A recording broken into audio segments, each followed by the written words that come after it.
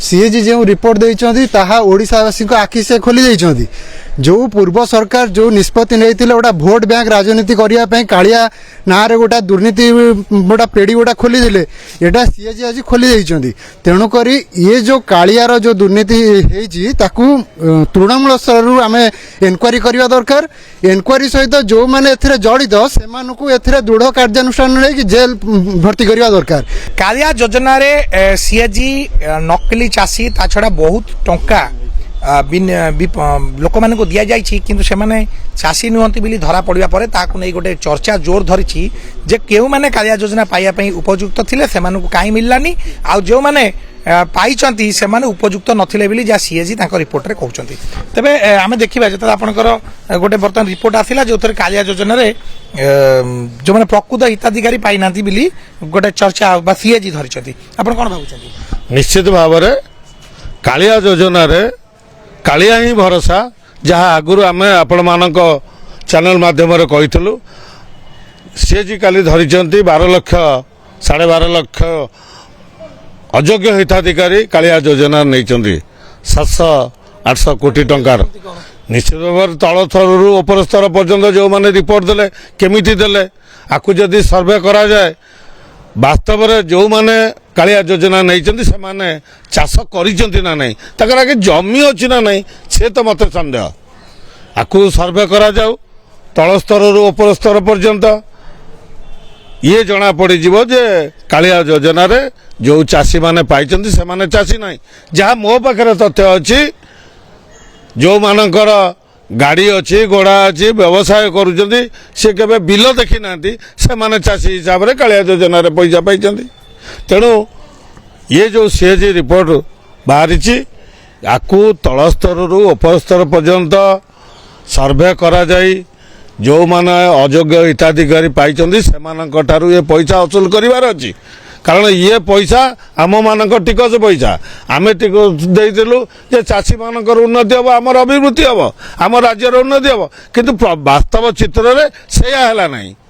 ये पैसा केवल राजनैतिक उद्देश्य रखी भोट बैंक तैयारी करिबा पई ये व्यवस्था करा जाइतिला। से समय आमे मध्य कहला बेले एमाने कई कर्णपात करनथिले। ये कालिया योजना बहुत अलिया ये अलिया बाहरी निश्चित भाव में योजना बाहरी जे नकली चाषी बहुत टंका राज्य राजकोषर जहाँ भाई कहते राज्य राजकोषर बहुत टंका खर्च है साधारण लोक टंका कि जो मैंने नेले से चाषी नुहति ताले कौन केमती कार्य पैसाटा खर्च कराला जो मैंने दिगला से चाषी नुहति बोली सीएजी धरला पर जना पड़ुची।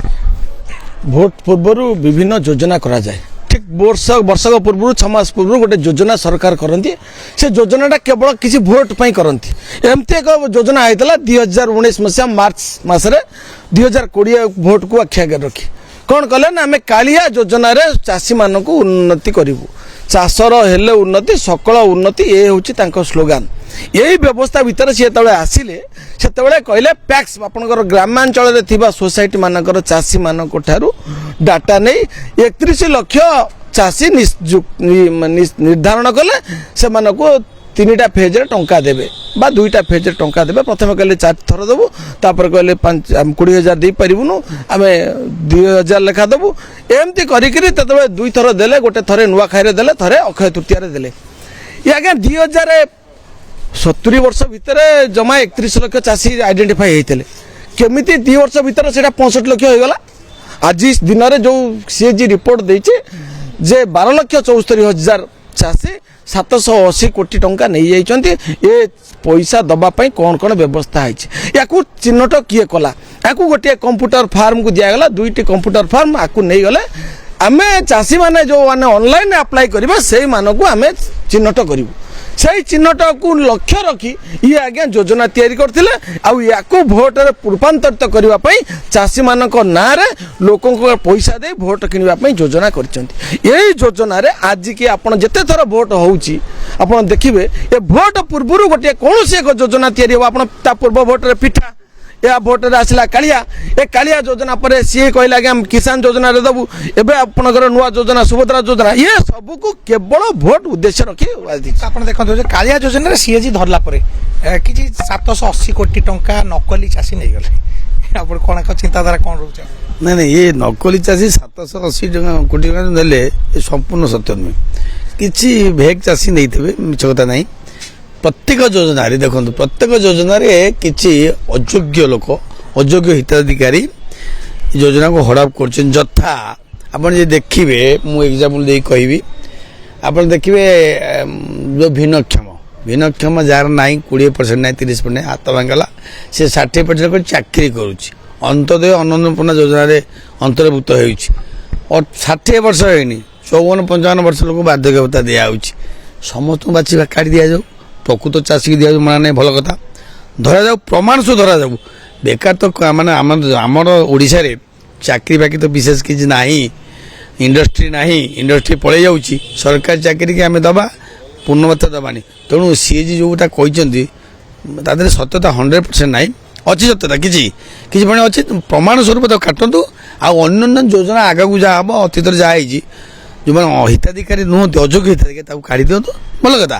କିନ୍ତୁ ଯୋଜନା କରନ୍ତୁ କୃଷକ ପ୍ରକୃତ ସହଯୋଗ କରିବା ପାଇଁ, କୃଷକର ଉନ୍ନତି କରିବା ପାଇଁ, ଦେଶର ଉନ୍ନତି, ଚାଷୀ 80% ଚାଷୀ, ତାଙ୍କର ଉନ୍ନତି କରିବା ପାଇଁ ଯୋଜନା ସଠିକ୍ ଭାବେ କରନ୍ତୁ, ପ୍ରକୃତ ଚାଷୀକି ଦିଆଯାଉ। ସେଥିପାଇଁ ସିଏଜିକୁ ଧନ୍ୟବାଦ, ସବୁ ସରକାରଙ୍କୁ ଧନ୍ୟବାଦ, ଆମମାନଙ୍କୁ ମଧ୍ୟ ଧନ୍ୟବାଦ। ନିଶ୍ଚିତ ଭାବରେ ଗୋଟେ ଯେତେବେଳେ ଆପଣଙ୍କର ଯାହା କହୁଥିଲେ ପ୍ରକୃତ ହିତାଧିକାରୀକୁ କାଟିଦେଲା ପରେ ବର୍ତ୍ତମାନ ନୂଆ ଯେଉଁମାନେ ଭଲ ଚାଷୀ ପାଇବେ ସେମାନଙ୍କୁ ଆମେ ଯୋଜନାରେ ଅନ୍ତର୍ଭୁକ୍ତ କରିପାରିବା। ଆପଣ କ'ଣ ଭାବୁଛନ୍ତି? ନାଇଁ, ଭାବିବାଟି କିଛି ନୁହଁ।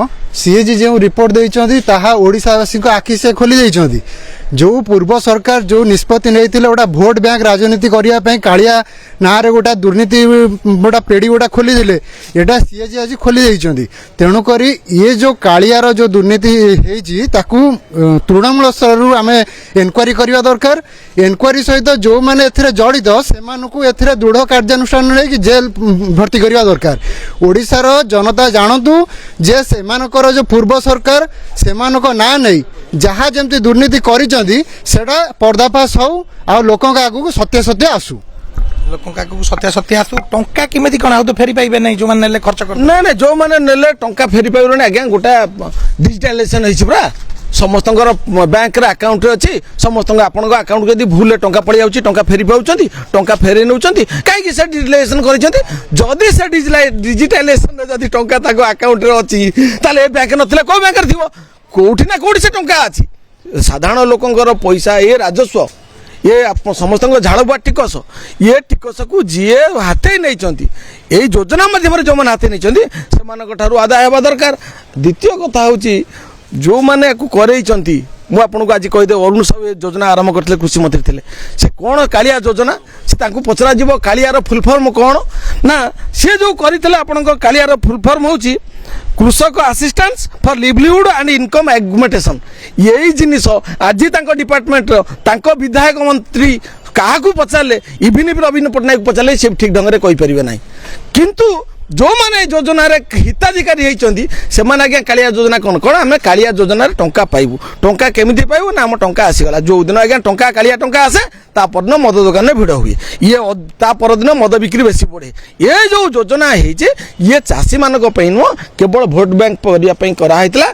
ଆପଣଙ୍କୁ କହୁଛି, ଜମିରୁ ଜଳ ନିଷ୍କାସନ ହେଉଛି କେଉଁ ଦେଶରେ? ଭାରତ ବର୍ଷରେ ଦେଖିଲେ କେଉଁଠି ମୁଖ୍ୟମନ୍ତ୍ରୀ ମାନେ ସବୁ ଜଳସେଚନ ବିଭାଗ ରଖିଥିଲେ, ନବୀନ ପଟ୍ଟନାୟକ ରଖିଛନ୍ତି, ଇଏ ବର୍ତ୍ତମାନ ମୁଖ୍ୟମନ୍ତ୍ରୀ ଇଏ ବି ରଖିଛନ୍ତି।